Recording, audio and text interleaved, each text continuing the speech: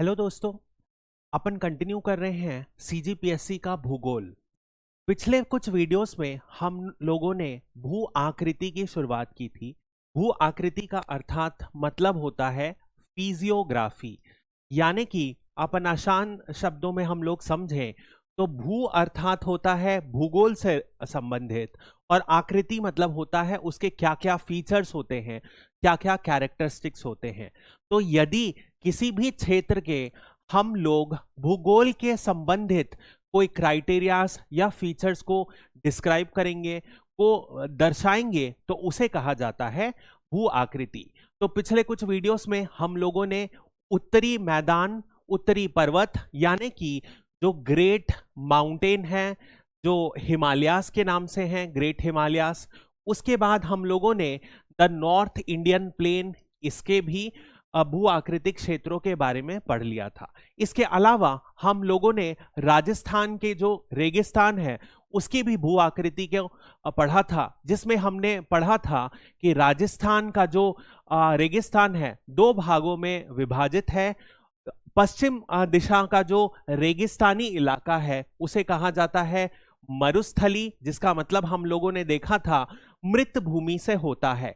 वहीं पर जो बागर एरिया है, जो ईस्टर्न यानी कि पूर्वी क्षेत्र है, जहां पर बारिश थोड़ी सी ज्यादा होती है, 25 से 50 सेंटीमीटर की बारिश होती है।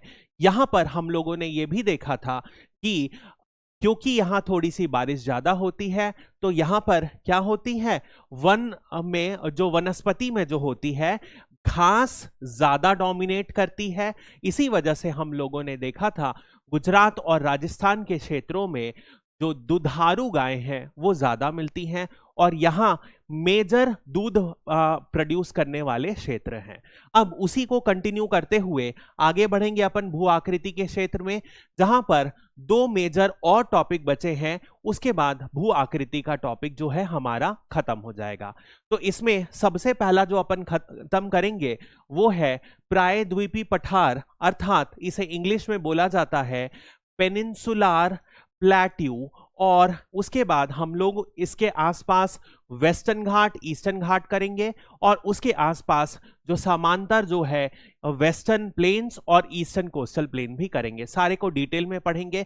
और उसके बाद हम लोग द्वीप, जो दो मेजर द्वीप हैं अर्थात आइलैंड हैं, उन ग्रुप के बारे में भी पढ़ेंगे। तो सबसे पहले आप एक बात समझिए, प्रायद्वीपी अर्थात पेनिनसुलार का मतलब क्या होता है। इसका मतलब यदि अपन देखें तो जैसे आप भारत का ये निचला दक्षिणी क्षेत्र देखोगे तो ये तीन तरफ से पानी से घिरा हुआ है। यदि अपन पूर्वी दिशा में देखेंगे तो बंगाल की खाड़ी, वहीं पश्चिमी दिशा में देखेंगे तो अरेबियन सी, और यदि इस दक्षिण कन्याकुमारी के और ज्यादा दक्षिण जाएंगे तो दोनों की दोनों अरेबियन सी और बे ऑफ बंगाल मिलकर ये क्या बनाती हैं, इंडियन ओशन। तो इसी तरीके से जो भारत का दक्षिणी सिरा है वो तीन तरफ से पानी से घिरा हुआ है, समुद्र से घिरा हुआ है। इसी वजह से इसे पेनिनसुलार या प्रायद्वीप कहते हैं। तो अब इसी प्रायद्वीपी पठार अर्थात पेनिनसुला प्लेट्यू के बारे में हम पढ़ेंगे। तो समझते हैं अपन। अब देखिए, यदि आप देखोगे इस पार्ट को तो ये जो है एक, यहां पर हम लोगों ने दो जो फीचर्स हैं ऑलरेडी कवर कर लिया है। सबसे पहला यदि आप फीचर देखोगे तो यहां पर हम लोगों ने पढ़ा था, यहां पर उत्तरी पहाड़ी की श्रेणी अर्थात हिमालयास मौजूद हैं, और उसके नीचे यदि आप देखोगे तो उसके नीचे कौन सा क्षेत्र है, उसके नीचे यहां पर उत्तरी मैदान का क्षेत्र है। तो इन दोनों के दक्षिण यदि अपन आते हैं तो यहां पर क्या क्षेत्र मिलेगा, यहां पर आप देखोगे तो एक त्रिकोण क्षेत्र मिलेगा। ये त्रिकोण क्षेत्र जो है इसी को कहा जाता है भारत का पेनिनसुला प्लेट्यू, प्रायद्वीपी पठार। ठीक है। अब यदि आप देखोगे तो यहां पर इसके अपन अंत और इसकी जो कोऑर्डिनेट्स हैं उसे अपन समझने की कोशिश करते हैं। तो यदि आप इसके पश्चिम की ओर देखोगे तो यहां पर गुजरात से शुरू होता है और दिल्ली तक जाता है, वो है अरावली की पहाड़ी। ये जो अरावली की पहाड़ी है ये इस त्रिकोण का पश्चिमी एरिया, जो पश्चिमी एरिया क्षेत्र बनता है। वहीं पर यदि आप इधर देखोगे पूर्व की तरफ, तो ये पूर्व की तरफ यहां पर क्या बनेगा, यहां पर राजमहल की पहाड़ी जो है यहां पर स्थित है। तो ये हम लोगों ने क्या डिफाइन कर लिया कि ये पूर्व से पश्चिम उत्तर की तरफ कहां पर है। तो हाँ, पश्चिम में, उत्तर पश्चिम में अरावली की पहाड़ी, और यहां पर कौन सी, राजमहल की पहाड़ी, राजमहल का पठार भी बोल सकते हो आप, क्योंकि पठार ही है बेसिकली ये छोटा नागपुर पठार का पूर्वी एक्सटेंशन है, पूर्वी विस्तार है, जिसे अपन राजमहल पठार के नाम से जानते हैं। और यदि अपन दक्षिण की ओर आएंगे तो यदि आप देखोगे तो यहां पर आता है कन्याकुमारी, सॉरी, नीलगिरी का पहाड़, और नीलगिरी के पहाड़ के जो नीचे आते हैं यहां पर दो पहाड़ी आते हैं जिनका नाम है अन्नामलाई और कार्डमम की पहाड़ी। यही दो पहाड़ी जो हैं ये इसका दक्षिणी कोना डिसाइड करते हैं। तो समझ में आ गया अपने को पेनिनसुलर प्लेट्यू की क्या कोऑर्डिनेट्स हैं, ये कहां से कहां तक फैला हुआ है, विस्तृत है, ये बहुत ही समझ में आ गया, क्लियर। और ये एक त्रिकोण आकार का फैला हुआ है जो एक ट्राइंगल, इंग्लिश में यदि बोलें तो एक ट्राइंगल फॉर्म करता है। यदि अपन इस भाग को देखें, ये जो पेनिनसुलर प्लेट्यू का ये जो त्रिकोण भाग है, ये जो है ये सबसे पुराना भाग है जो पूरे के पूरे भारत का अंग रहा है। यही जो है इसे कहा जाता है, इसी स्टेबल मास, एक स्टेबल मास था जो शुरुआत में गोंडवाना लैंड में, यानी कि जो पूरे के पूरे जो दक्षिण जो कॉन्टिनेंट्स थे, उन्हीं कॉन्टिनेंट्स का ये जो पेनिनसुलर प्लेट्यू था ये उसी का पार्ट था। फिर वो वहां से टूटकर ग्रेजुअली क्या हुआ, ये साउथ पोल यानी कि दक्षिण पोल से ये ऊपर धीरे धीरे ड्रिफ्ट करते गया, और ये ऊपर अभी जहां प्रेजेंट में इंडिया है वहां तक आया। और इसी के बाद जब ये ऊपर, जब ये जो पेनिनसुलर प्लेट्यू की जो ब्लॉक था वो ऊपर जा रहा था, तो यहां ऊपर ये यूरेशियन प्लेट से टकराया था, और उसी प्लेट के टकराने के दौरान एक बड़ी सी पहाड़ी बनी थी जिसे हम हिमालय के नाम से जानते हैं। तो ये हम लोगों ने देखा है। अब इसी तौर पर यदि आप देखोगे तो ये जो बड़ा सा पठार एरिया है, ये क्या हुआ, सबसे पुराना जो है भारत का अंग हुआ। जियोलॉजिकली स्पीकिंग, यानी भूवैज्ञानिक तौर पर यदि अपन देखें तो जो पेनिनसुलर प्लेट्यू है सबसे ज्यादा पुराना हुआ, और इसमें थोड़े थोड़े भू आकृतिक चेंजेस आए हैं, भू आकृतिक परिवर्तन आए हैं समय के साथ। क्या क्या आए हैं वो भी अपन आगे देखेंगे। इसके बाद यदि आप देखोगे तो इसकी जो ऊंचाई है लगभग 600 से 900 मीटर के तौर पर है।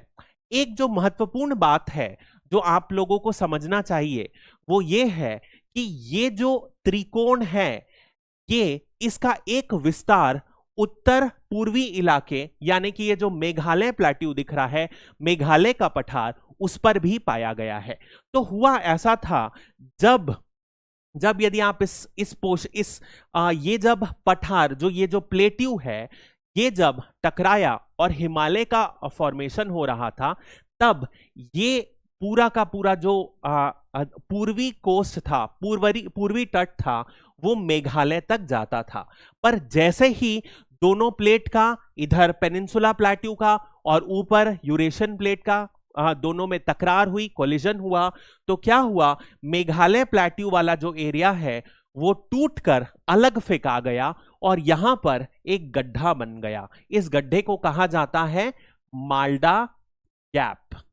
समय के साथ क्या हुआ, ये माल्डा गैप, गंगा ब्रह्मपुत्रा नदी यहीं से पास होती थी, तो इस गैप में क्या हुआ, धीरे धीरे मिट्टी पत्थर भर गए और इससे ये समतल एरिया में आ गया।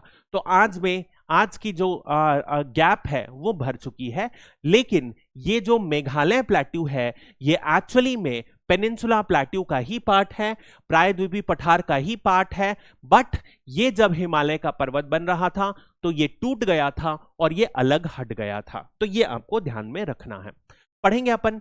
अब यदि अपन इस बात को टोटल समझें तो कैसे इस पूरे के पूरे प्रायद्वीप पठार को विभाजित किया जा सकता है, तो इसे मुख्यतः यदि अपन देखेंगे तो 3 भाग में अपन इसे विभाजित करके आसानी से पढ़ने के लिए किया जाता है। यदि आप इधर देखोगे दक्षिण की ओर, तो इसे, ये वाला जो क्षेत्र है इसे कहा जाता है, क्या क्षेत्र कहा जाता है? इसे कहा जाता है डेक्कन प्लेट्यू, यानी कि डेक्कन का पठार। वहीं इसके उत्तर यदि आप जाओगे तो इसके उत्तर अरावली जो पर्वत है उसके पूर्व में जाओगे और नर्मदा नदी जो है, नर्मदा नदी के ऊपर जाओगे तो बहुत छोटे छोटे पठार मिलते हैं जो यहां पर पाए जाएंगे। इस पूरे पठार को क्या बोला जाता है? इस पूरे पठार को बोला जाता है सेंट्रल हाईलैंड।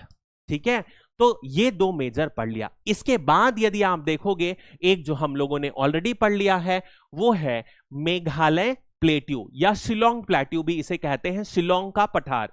ये कौन सा है? ये तीसरा महत्वपूर्ण विभाजन है, अंग है, जो इस पूरे के पूरे सेंट्रल हाईलैंड से क्या हुआ था?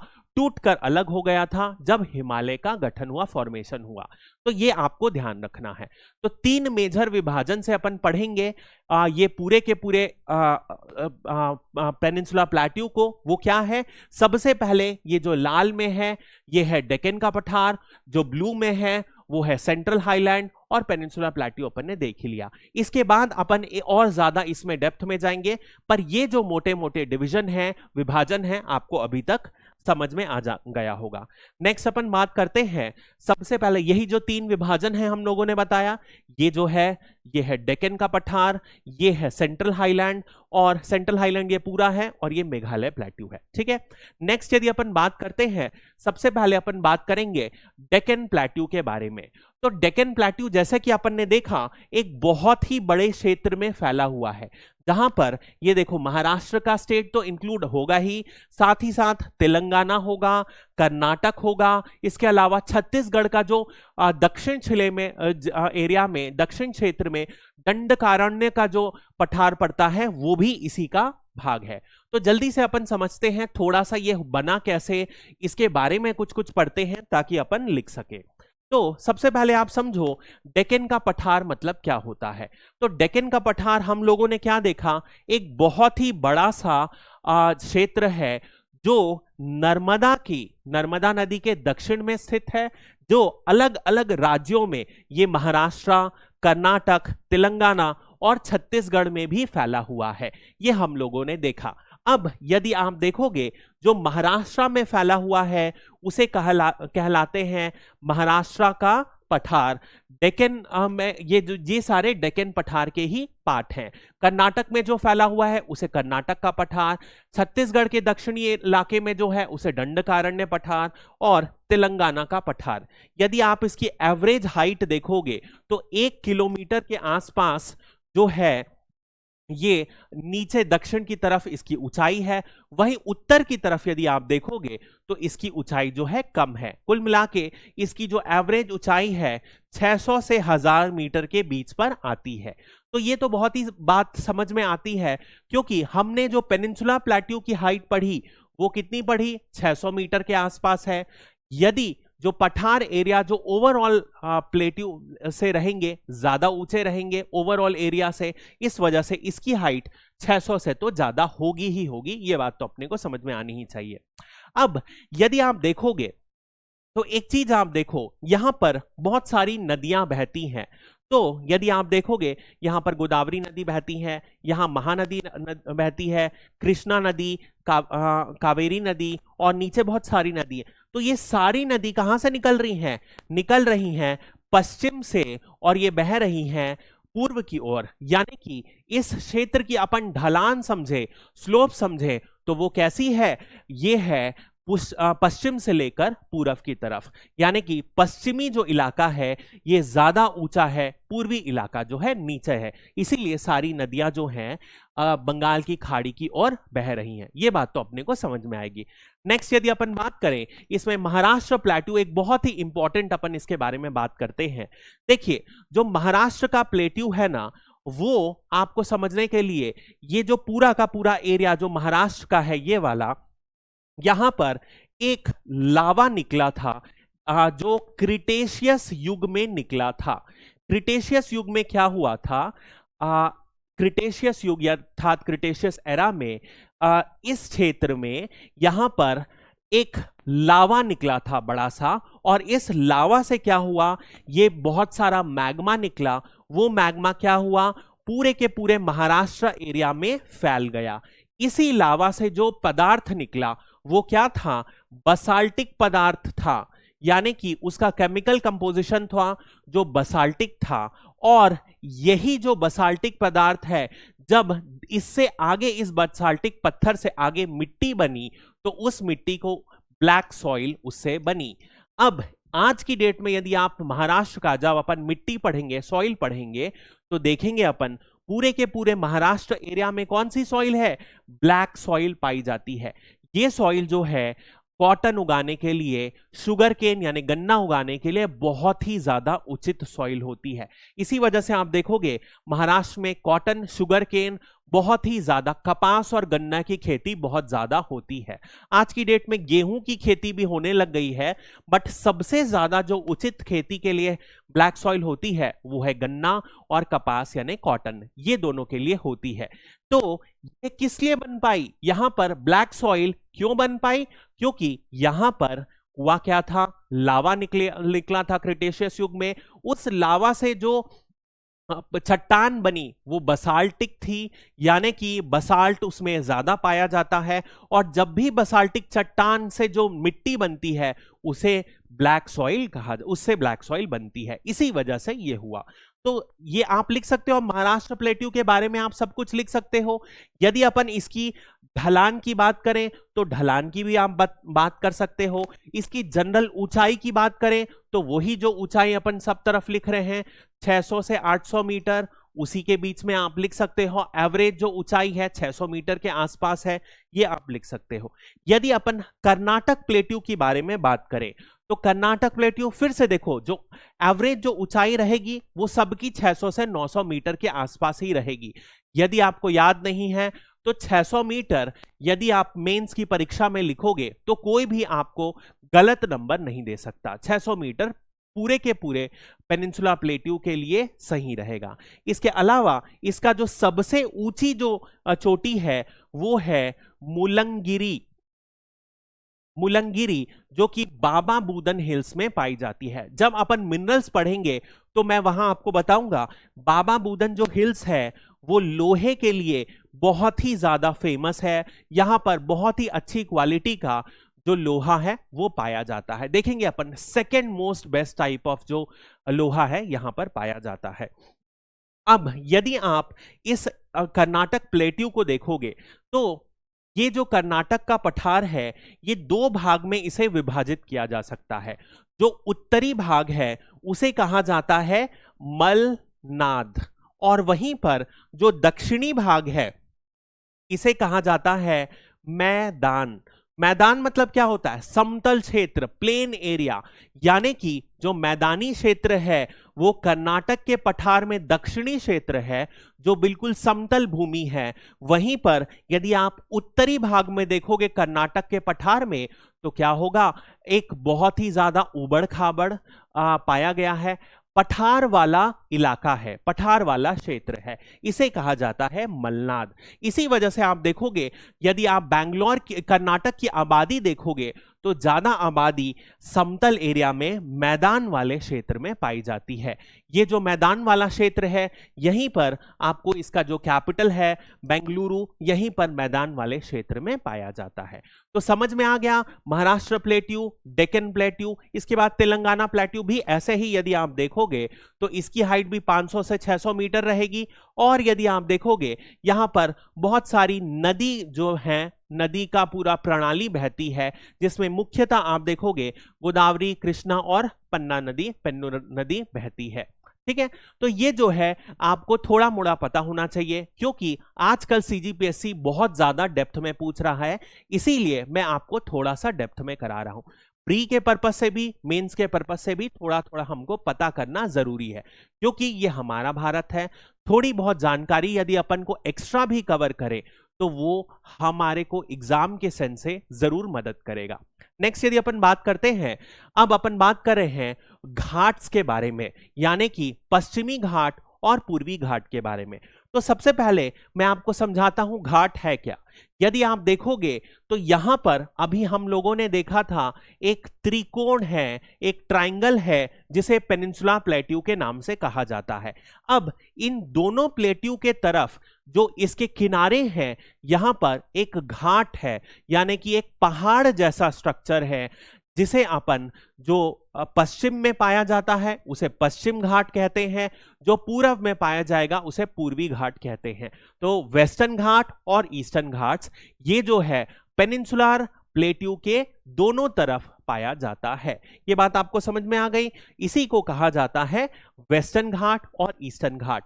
यदि अपन वेस्टर्न घाट की बात करें तो ये जो है ये लगातार यदि आप देखोगे तो ये एक लगातार बहुत ही बड़ा सा पहाड़ है जो पेनिनसुला प्लेट्यू के पश्चिम पर है। और यदि यहां पर देखें तो यहां से बहती है तापी नदी, और इस तापी नदी से लेकर यदि आप देखोगे ये कन्याकुमारी तक एक बड़ा सा माउंटेन है, एक बड़ा सा घाट है जो पूरा का पूरा हमारे पश्चिम कोस्ट लाइन से सटा हुआ है। यहां पर क्या है, कोस्ट है। यहां पर जो तटीय मैदान है उस तटीय मैदान के समांतर में यानी कि पैरेलल ये तापी नदी से कन्याकुमारी तक लगातार बहता है, लगातार मौजूद है। ठीक है, एक दीवार की तरह मौजूद है। यदि आप इसी में देखोगे तो ये कौन कौन से राज्य कवर करेगा, ये सबसे पहले आप देखोगे गुजरात रहेगा, फिर नीचे महाराष्ट्र रहेगा, उसके नीचे गोवा रहेगा, फिर यहां पर कर्नाटक रहेगा, केरल रहेगा और यहां पर तमिलनाडु भी कवर करेगा। इतने राज्य कवर करेगा। ये जो मैं सारी चीजें बोल रहा हूं इंपॉर्टेंट हो जाती हैं। एक बार यूपीएससी के क्वेश्चन में ये मौजूद था कि वेस्टर्न घाट जो है पश्चिम घाट है वो कितने राज्यों में फैला हुआ है। तो ये जो सारी चीजें हैं ध्यान से सुनिएगा और नोट्स को ध्यान से पढ़िएगा तो जरूर आपको एग्जाम में बहुत ज्यादा मदद मिलेगी। ठीक है, तो ये इन राज्यों में फैला हुआ है। यदि अपन इसी की बात करें तो यहां पर ये अलग अलग नामों से जाना जाता है। जैसे कि ये जो उत्तरी भाग में कहलाता है, यानी कि ये नीलगिरी पहाड़ी के ऊपर इसे क्या कहते हैं, यहां पर इसे कहते हैं साहेदरी की पहाड़ी। वहीं पर कर्नाटक और केरल में इसे क्या कहते हैं, यहां पर ये नीलगिरी नाम से प्रचलित है। और उसके नीचे यदि अपन केरल में और तमिलनाडु में जाएंगे तो यहां पर ये किस नाम से है, एसी नाम से, अन्नामलाई और कार्डमम की पहाड़ी के नाम से जाना जाता है।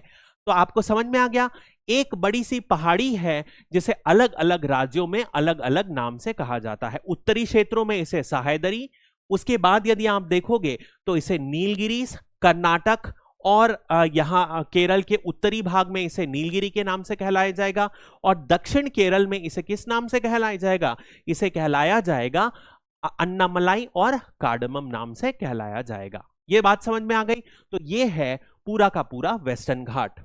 अब देखिए ये जो वेस्टर्न घाट है ये बना कैसे, ये जो बना है ये बना है सबडक्शन की वजह से। सबडक्शन यानी कि अब हुआ कैसा था, जब ये जो हमारा जो पेनिनसुला का पठार है जब ये जाके हिमालय बन रहा था तब ये ऊपर की प्लेट से जाके टकराया, तो ये वाला जो पूरा का पूरा जो भाग है ये क्या हुआ था, ये अंदर ढलान में चले गया था, यानी कि ये पानी की सतह में डूब गया था और इसी वजह से ये सबडक्टेड जोन है। ठीक है, वहीं पर यदि अपन इसके अलावा पूर्वी घाट की बात करें तो ये कहां से फैला हुआ है, ये महानदी से लेकर तमिलनाडु में एक जगह है वैगई तक ये फैला हुआ है। ठीक है, अब देखो एक बात आप समझो, यदि आप भारत का मैप देखोगे, ठीक है, यदि अपन भारत का मैप देखेंगे तो ये जो वेस्टर्न घाट है ये कैसे अपन ने देखा, ये एक लगातार एक बड़ी सी बेल्ट है। लेकिन आप एक बात समझो, यहां पर बहुत सारी नदियां बहती हैं। फॉर एग्जाम्पल यहां पर महानदी बहती है, यहां गोदावरी बहती है, कृष्णा बहती है, कावेरी नदी बहती है। तो यदि आप इमेजिन करिए यहां पर समय के साथ कोई पहाड़ी रही भी होगी तो वो क्या हुई होगी, वो पहाड़ी समय के साथ टूट गई होगी, नदी उस पहाड़ी को धीरे धीरे कर कर तोड़ दी होंगी। इसी वजह से आप पूर्वी घाट को देखोगे तो वो इसी प्रकार है, वो नदियों की वजह से अलग अलग पार्ट्स में, अलग अलग पोर्शन में ये टूट चुका है। और जैसे कि वेस्टर्न घाट एक लंबी रेखा में एक कंटिन्यूअस माउंटेन चेन बनाता है, पहाड़ बनाता है, वैसे ही ईस्टर्न घाट जो है, पूर्वी घाट अलग अलग नहीं, अलग अलग तौर पर मौजूद है, एक लंबा माउंटेन की तरह मौजूद नहीं है।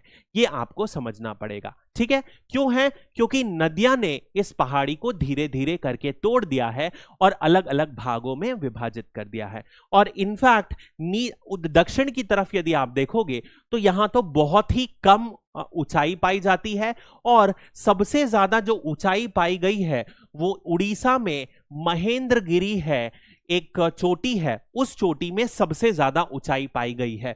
और आप जितना ज्यादा दक्षिण की ओर जाओगे, ऊंचाई क्या होगी, हाइट क्या होगी, कम होते जाएगी। आप देखोगे ये पूर्वी घाट के केस में ऐसा होता है। इसके अलावा इसका भी अलग अलग नाम है, जैसे कि यदि आप उत्तर क्षेत्रों में देखोगे, यानी कि उड़ीसा वाले क्षेत्रों में देखोगे तो इसे कहते हैं नॉर्दर्न सरकार्स, इसे कहते हैं नॉर्दर्न सरकार्स। इन क्षेत्रों में इसे कहते हैं नॉर्दर्न सरकार। वहीं पर यदि आप उसके नीचे जाके देखोगे आंध्र प्रदेश में, तो इसे अलग अलग पहाड़ी मौजूद हैं, जैसे कि पालकोंडा, वेलिकोंडा एंड नल्लमलाई के नाम से जाना जाता। 3 समांतर पहाड़ियां हैं जो आपको ध्यान रखना है, नल्लमल्ला, ठीक है, पालकोंडा एंड वेलाकोंडा, ये 3 नाम से आपको ध्यान जाना। और इसके नीचे आप जाओगे तमिलनाडु में तो जावरी और शेवरॉयन पहाड़ी के नाम से जाना जाता है। इस तरीके से ये आपको नाम ध्यान रखने हैं। तो बात समझ में आ गई, मुख्य अंतर आपको समझ में आ गया दोनों के बीच पर, कि यहां की जो पहाड़ी है, पूर्वी पहाड़ियां, पूर्वी जो घाट है, वो अलग अलग डिसमेंबर हो चुका है, अलग अलग भागों में विभाजित हो चुका है, क्योंकि बहुत सारी विशाल नदियां जो हैं इस भाग से बहती हैं बंगाल, बे ऑफ बंगाल की तरफ, बंगाल की खाड़ी की तरफ। ये आपको समझ में आता है। अब यदि अपन इसके बारे में बात करें, यदि मैं इसकी ढलान के बारे में बात करूं, तो नदी को देख के फिर से अपन बता सकते हैं कि इसकी जो ढलान है वो वेस्ट से ईस्ट, यानी कि पश्चिम से पूरब की तरफ है, ठीक है। नेक्स्ट यदि अपन बात करते हैं, जो अगला टॉपिक है जो है सेंट्रल हाईलैंड्स। तो सेंट्रल हाईलैंड्स के बारे में मैंने आपको बताया था, ये क्या है, नर्मदा नदी के जो भी है ऊपर में जो पठार है, और अरावली पहाड़ी के जो पूर्व में जो है उसे क्या कहा जाएगा, सेंट्रल हाईलैंड्स कहा जाएगा। तो यहां पर आप देखोगे पश्चिम की तरफ यहां पर मालवा का पठार है, वहीं पूर्व की तरफ छोटा नागपुर प्लेट्यू है। ये जो है ये इसकी एक्सटेंशन या विस्तार है। ये बात समझ में आती है आपको, सेंट्रल हाईलैंड्स। तो इसमें क्या होगा, बुंदेलखंड की पठार, बाघेलखंड का पठार, छोटा नागपुर का पठार, ये मौजूद रहेगा। एवरेज जो हाइट है फिर जो है, इसी में मैंने आपको बताया था 600 से लेकर 900 मीटर, उसी के आसपास जो है ये आप बता सकते हो, इसकी भी ढलान रहेगी, ठीक है। इसके अलावा यदि आप देखोगे तो यहां पर कौन सी नदी बहती है, यहां पर बहती है, जैसे ये यमुना बहती है, और यमुना से यदि आप देखोगे तो यमुना की बहुत सारी सहायक नदी इस क्षेत्र में बहती है। तो जैसे कि यहां पर बहती है ब्यास नदी, बानस नदी, तो ये सारी की सारी यहां पर जो नदी बहती हैं, केन बहती है, बेटवा बहती है, पार्वती नदी यहीं पर बहती है। केन बेटवा भी बहुत फेमस है, क्योंकि केन बेटवा इंटरलिंकिंग प्रोजेक्ट अभी 2020 के आसपास ही खत्म हुआ था। इन सारे के सारे जो नदियां हैं ये कौन सी हैं, ये यमुना नदी की सहायक नदी है, यमुना नदी की ट्रिब्यूटरीज है। इस वजह से इनकी जो ढाल है, ये नदी कहां बह रही है, ये बह रही है दक्षिण से लेकर उत्तर की तरफ। यानी कि यदि अपन इसकी ढाल समझें तो ये साउथ वेस्ट से लेकर नॉर्थ ईस्ट, यानी दक्षिण पश्चिम से लेकर इसकी जो ढाल है उत्तर पूरब की तरफ है। ये ढाल भी अपन को नदी देखकर समझ में आ गई।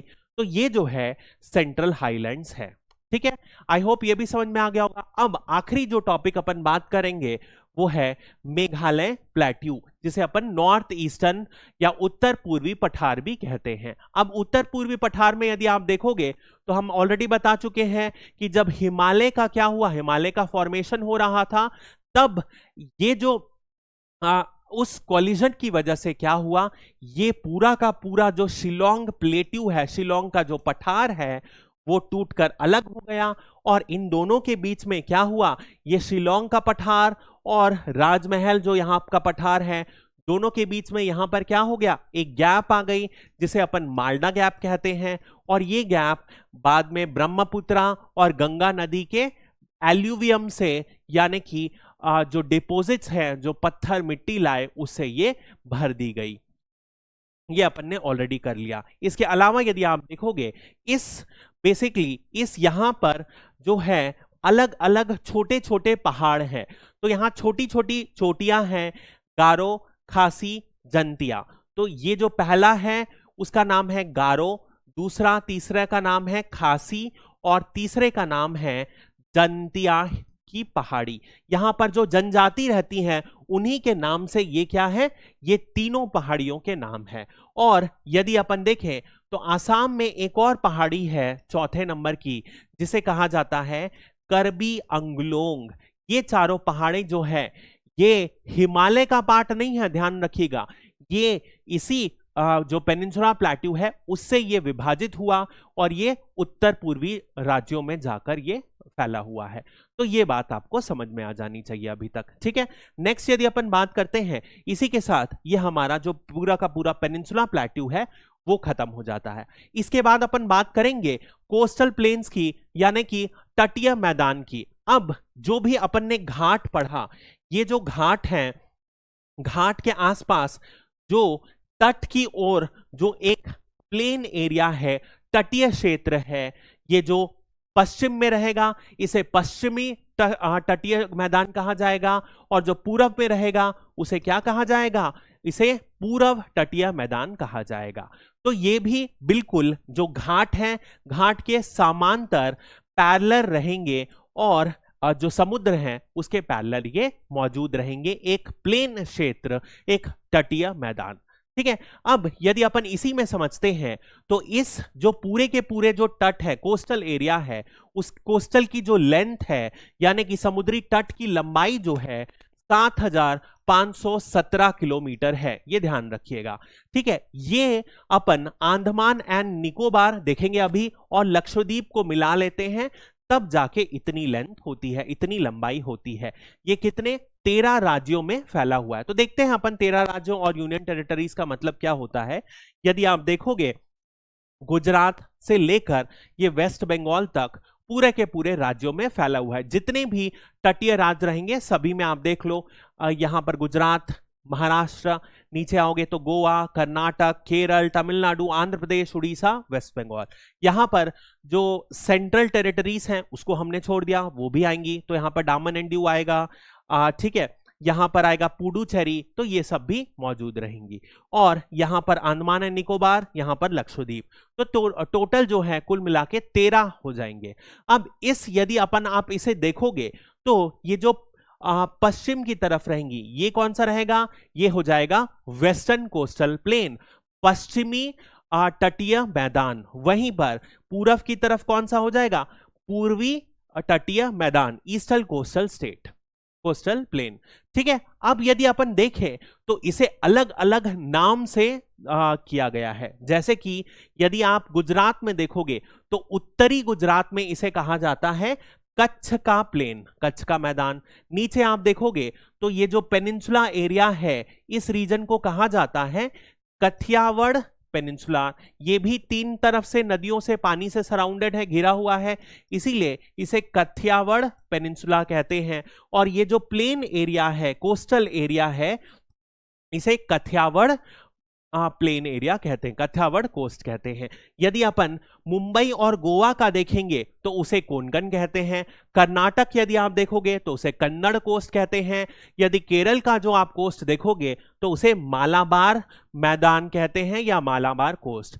वहीं यदि आप उड़ीसा से स्टार्ट करोगे तो उड़ीसा में उत्तरी उड़ीसा का कोस्ट को कहा जाता है उत्कल कोस्ट। नीचे आओगे आप दक्षिण उड़ीसा और उत्तरी आंध्र प्रदेश के कोस्ट को कहा जाता है नॉर्दर्न सरकार, और उसके नीचे तमिलनाडु से लेकर दक्षिण आंध्र प्रदेश तक के कोस्ट को कहा जाता है कोरोमंडल कोस्ट। ठीक है, तो ये सारे के सारे जो नाम हैं आपको मैप के हिसाब से ध्यान रखना है, बहुत ही ज्यादा इंपॉर्टेंट है, प्रश्न पूछा जाता है इसमें।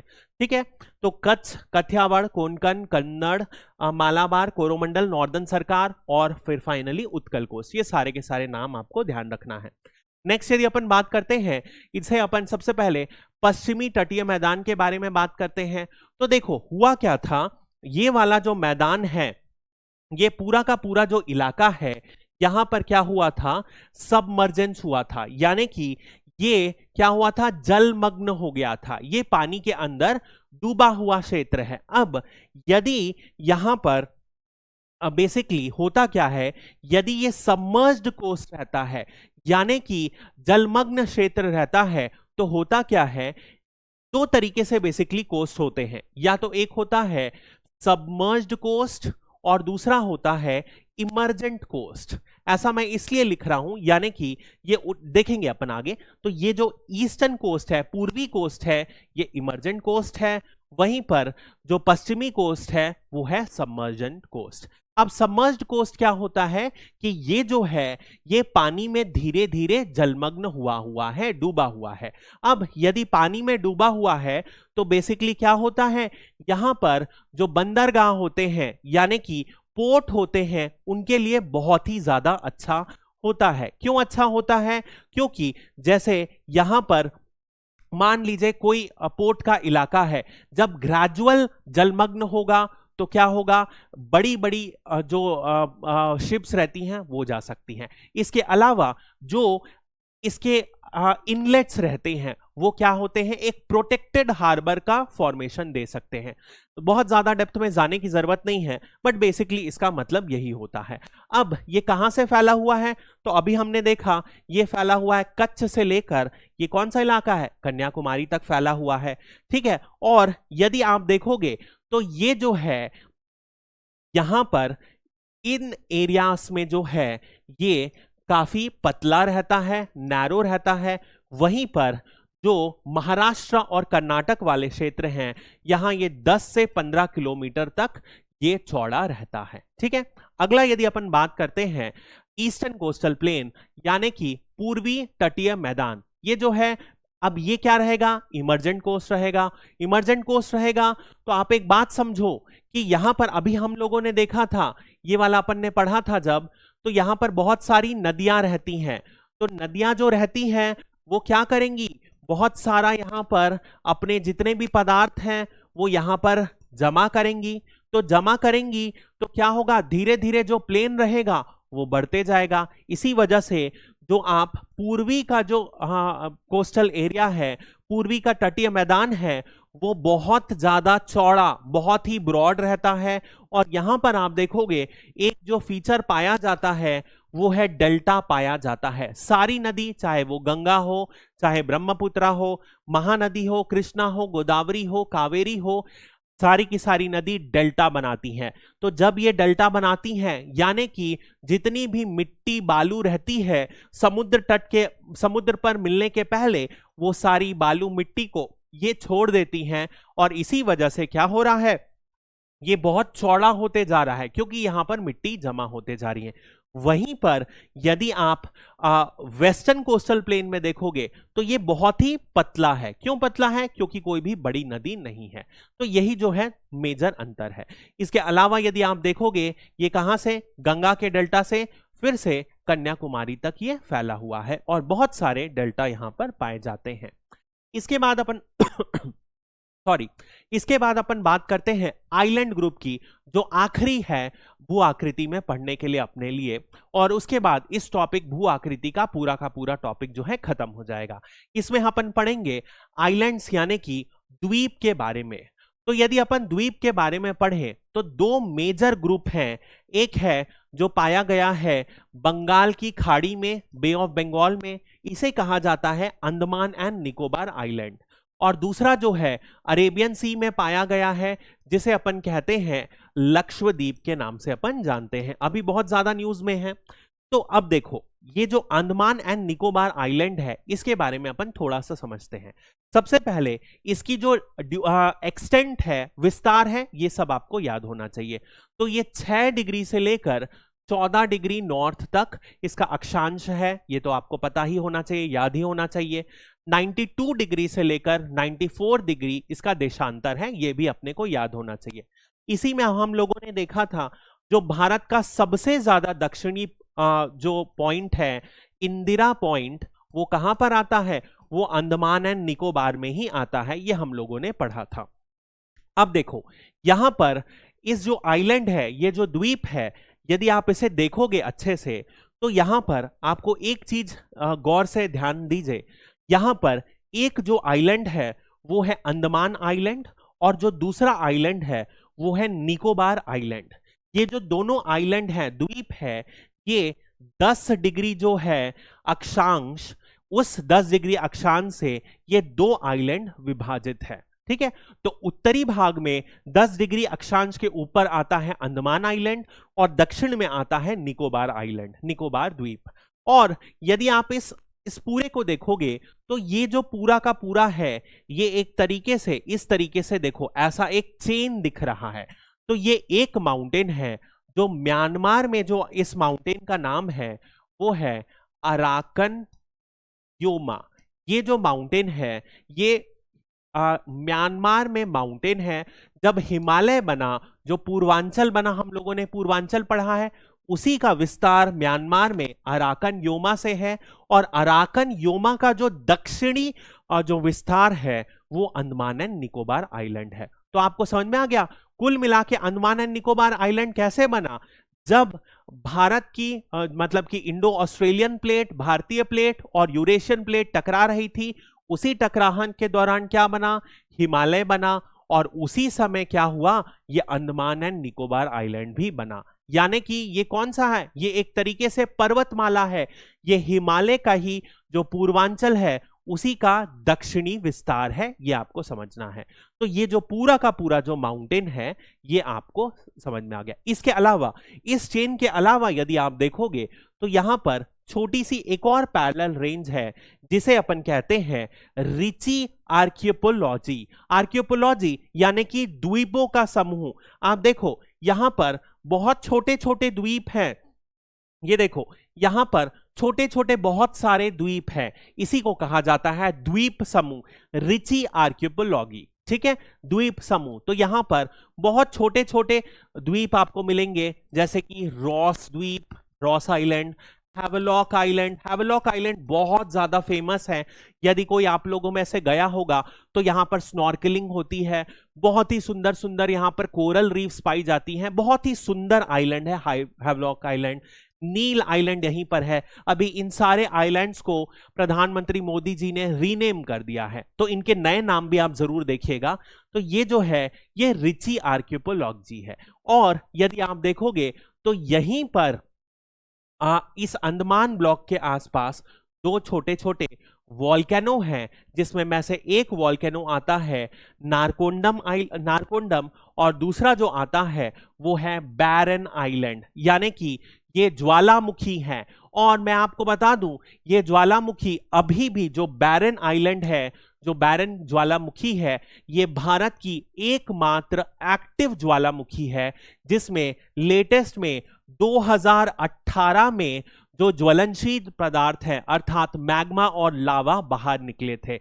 ये 2018 में इस वॉल्केनो का विस्फोट हुआ था। तो ये एकमात्र पूरे के पूरे, यदि अपन इंडिया का देखें तो एक्टिव वॉल्केनो, एक्टिव ज्वालामुखी है बैरन आइलैंड। और पहले ज्वालामुखी थी बट अभी वो शांत हो चुकी है, यानी कि एक्सटिंक्ट हो चुकी है, वो है नारकोंडम का द्वीप, वो भी यहां पर पाया जाता है। तो वो पूर्वी क्षेत्रों में यहां पर 2 आइलैंड पाए जाते हैं, ये ज्वालामुखी एरिया है। ठीक है, ये था हमारा basically Andaman and Nicobar island. कुल मिला के आप देखोगे तो 572 द्वीप हैं जो छोटे छोटे हैं, जहां पर बहुत सारी जनजाति पाई जाती हैं। ठीक है। अब इन जनजाति में से आप देखोगे, इन आइलैंड्स में से, द्वीपों में से बहुत ही कम ऐसे हैं जहां पर इनहैबिटेबल हैं, जहां पर आज की डेट में लोग रहते हैं। ठीक है। यदि अपन सबसे ऊंची पीक की बात करें तो वो है सैडल पीक। ये जो है अंडमान की सबसे ज्यादा ऊंची चोटी है जो पाई जाती है। इसके अलावा यदि अपन बात करें अरेबियन सी में, अरब सागर में क्या है, फिर से एक बड़ी सी जो द्वीप की चेन है पाई जाती है, जिसे अपन कहते हैं लक्षद्वीप। इसमें भी दो मेजर जो है पाए जाते हैं। सबसे पहले यदि आप देखोगे, जो पहला जो मेजर पाया जाता है वो है अमनदीवी द्वीप। वहीं दूसरे नंबर पर आप देखोगे तो ये जो है लाकाड्वीप द्वीप। ये दो मेजर द्वीप पाए जाते हैं। ये दोनों यदि आप देखोगे तो जो 11 डिग्री का अक्षांक है, ये दोनों को विभाजित करता है, सेपरेट करता है। और यदि आप देखोगे इसका सबसे दक्षिणी जो आइलैंड है, द्वीप है, वो है मिनिकॉय, और ये 9 डिग्री के नीचे पाया जाता है अक्षांक। और 9 डिग्री के नीचे क्या रहेगा, 8 डिग्री रहेगा। 8 डिग्री के नीचे जो रहेगा मालदीव्स है। यानी कि मैं आपको सिचुएशन ऐसे बताऊं तो सबसे पहले जो दो मेजर द्वीप हैं, अमनदीव और दूसरे नंबर पर आता है लाक्षद्वीप, ये दोनों को कौन सेपरेट करता है, यहां पर करता है 11 डिग्री। उसके बाद 9 डिग्री अक्षांक के नीचे अपन आते हैं तो क्या आएगा, मिनिकॉय। और यदि उसके भी नीचे अपन आते हैं 8 डिग्री तो ये है मालदीव्स की टेरिटरी। तो ये क्वेश्चन आजकल पूछा जाता है, मालदीव्स और लक्षद्वीप को कौन सा अक्षांक सेपरेट करता है, तो वो है 8 डिग्री लैटिट्यूड सेपरेट करती है। 8 डिग्री चैनल या 8 डिग्री अक्षांश सेपरेट करता है। ध्यान रखिएगा, क्वेश्चन पूछे जाते हैं। ठीक है। वैसे ही अपन ने अंडमान एंड निकोबार को देखा था, कौन सा सेपरेट करता है, 10 डिग्री अक्षांक सेपरेट करता है। ठीक है। अब यदि इसी में देखें तो यहां पर जो है कुल मिला के 36 आइलैंड है, 36 द्वीप है, जिसमें 11 में ही सिर्फ मनुष्य रहते हैं। और ये जो द्वीप हैं, आप मानोगे नहीं, इसकी जो ऊंचाई है समुद्र के तट से मात्र 5 मीटर के ऊंचाई पर स्थित है। यदि आप सोचिए, सिर्फ और सिर्फ 5 मीटर, इनफैक्ट कई जगह तो ये 2 से 3 मीटर भी है, इतनी कम ऊंचाई है। इसी वजह से जब ग्लोबल वार्मिंग हो रही है और सी लेवल जो है, समुद्री स्तर जो है ऊंचा हो रहा है, तो ये वाला जो क्षेत्र है, यदि ऐसे ही समुद्र का स्तर ऊंचा होते रहा तो ये क्या होगा, ये पूरा का पूरा सबमर्ज हो जाएगा, पानी के अंदर चले जाएगा। ठीक है। इसका जो एक्सटेंट है वो भी देख लीजिए, 8 डिग्री से 12 डिग्री नॉर्थ, वहीं पर 71 से लेकर 74 डिग्री ईस्ट देशांतर में ये फैला हुआ है, ये ध्यान रखिएगा। अब जैसे कि मैंने आपको बताया, जो अंडमान एंड निकोबार जो आइलैंड है, वो द्वीप है, वो कैसे बना, वो हिमालय के समय बना। उसी प्रकार जो लक्षद्वीप जो है वो किससे बना, वो कोरल आइलैंड है। कोरल मतलब कि क्या होता है, मूंगा। जो मूंगा एक बेसिकली एक कीड़ा होता है जिसे अपन कहते हैं कोरल पॉलिप। ये जो कीड़ा होता है ये एल्गे के साथ एक साथ रहता है, और ये जो दोनों मिलके क्या करते हैं, एक चूना पत्थर अर्थात लाइमस्टोन की कॉलोनी बनाते हैं। और वो लाइमस्टोन धीरे धीरे जमा होकर क्या होता है, समुद्री स्तर पर ऊपर धीरे धीरे आते रहता है। उसी को कहते हैं अपन कोरल अर्थात मूंगा द्वीप, कोरल आइलैंड, मूंगा द्वीप। ठीक है। अब जैसे जैसे ये ऊपर आता है तो आप देखोगे बहुत ही सुंदर कलर होता है। आपने देखा होगा जो आइलैंड्स है इंडोनेशिया, यदि आप इंस्टाग्राम में देखते होगे, जो कलरफुल आइलैंड होते हैं, द्वीप होते हैं, अलग अलग हरा नीला पीला जो रंग आता है आइलैंड में, वो कोरल आइलैंड ही रहता है, वो कोरल पॉलिप के नाम से ही आता है। ठीक है। तो ये इसी कोरल के मैकेनिज्म से ये एक पूरा का पूरा द्वीप बना है जिसे अपन लक्षद्वीप कहते हैं। ठीक है। तो इसी के साथ हमारा जो पहला भारत का भूगोल का पहला टॉपिक था, जो भू आकृति के बारे में था, वो खत्म हो चुका है। कल से अपन दूसरा टॉपिक लेंगे और उसे भी धीरे धीरे स्टेप बाय स्टेप एक एक पोर्शन में ब्रेक करके खत्म करेंगे। तो I hope you liked it. Thank you and have a great day.